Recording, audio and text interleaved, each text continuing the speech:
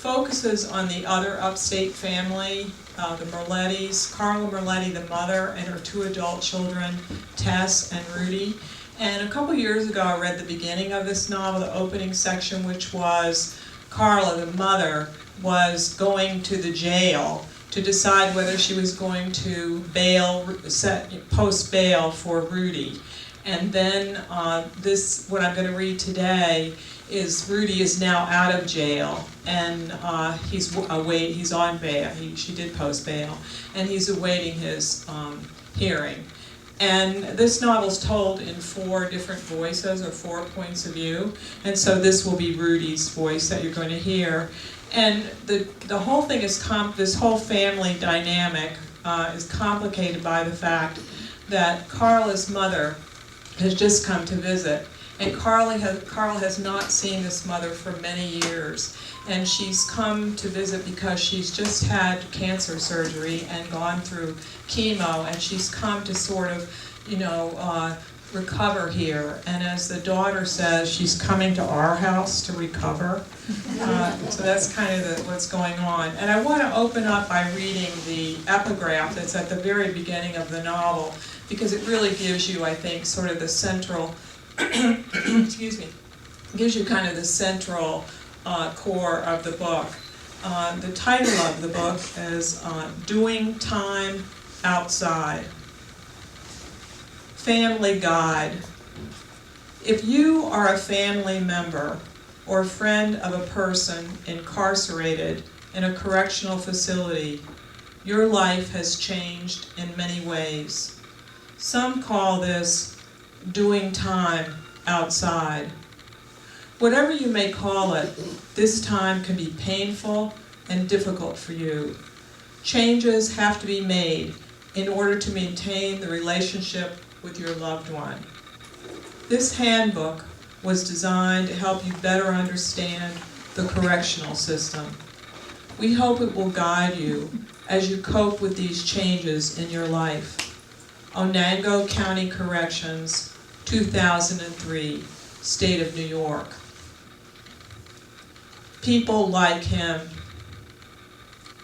Rudy's got the front of the Pinto rolled up on 2 planks he pried off the falling down barn.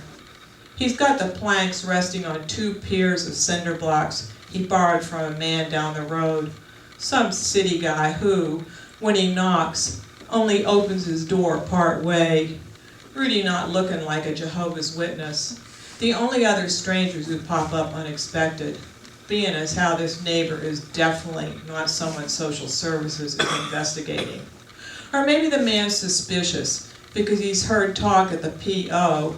that he's got a jailbird, a possible maniac, living within robbing distance. So, he gives the man his best attitude, his "I'm trying to get my car started so I can get to work" story, which is not a total lie, because if he had a car, maybe he could line up something, though not something probation would approve, which means probably not, since who else but people like him are going to hire people like him? But the neighbor semi-buys it, or simply doesn't want to be in bad with a maniac.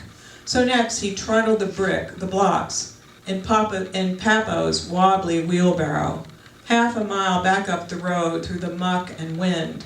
And now, every slither he makes under the car, Grandma DeLuca, who's about been done in by the chemo, tracks him, her skinny chicken legs moving when he moves. "Grandma, go back inside," he says, his head only a foot from a pair of old high tops that she must have dug deep to find in the closet. "It's too cold for you to be out here. The car is not going to fall down on me." And what would she do if it did? Like his mother, she actually believes she could lift the car up to save him if necessary. "I'm not cold," she says. "The fresh air's just what I need.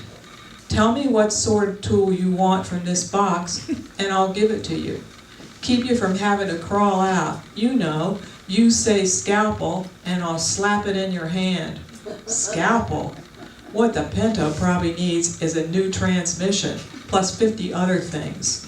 At least he knows it isn't a battery. Piece of shit car's actually got a semi-new battery. Somebody, in some moment of desperate hope, maybe Smithy, before he left this world for good, has messed around with trying to get this clunker going again. Of course, he's got the wrong size crescent for the neutral safety switch, so he sticks his hand out by his grandma's foot. "Okay," he calls, "slap me with the crescent wrench that's got a hole the size of a dime."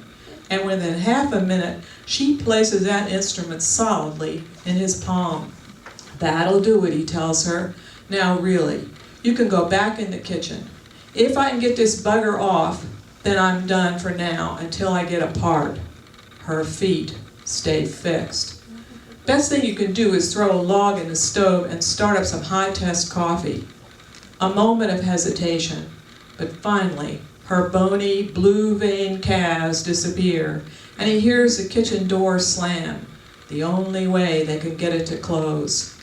No doubt his grandma is in there offering up prayers, bead by bead doing her rosary, believing between the two of them the Pinto can be resurrected. But he knows, should his sister Tess find him under here when she gets back from milking, she'll pass his attempts right by with her usual optimism. Futile. Get yourself out to look for a real job. Just what she's supposed to do, to use for wheels, never part of her nag. And maybe there are miracles, because the safety switch drops off in his hand. He shoves it in his pocket and wiggles inch by inch out, lights up the half a butt he's got left, and takes what comfort it offers all the way down. Somehow, he's got to hitch a ride to Cooper's junkyard, find a safety switch match, because if he can at least get the car running, he can figure out if it's worth fixing. Anyway, nothing else for him to do until his hearing. See if he's going back to jail. Better than sleeping all day like he's been doing, thinking about Sonny half the night. Help calm the itch of his craving. 'Cause any minute, some narco might buzz in from Narcoland and give him a piss test. Just as he turns the knob to go in, the back of his grandmother's bald head bobs into view, a plucked chicken with ears. He almost falls off the step, his recoil so sudden. Startled, her hands clutch at her head. First time he's seen her without the dead black wig, a wig so pitiful.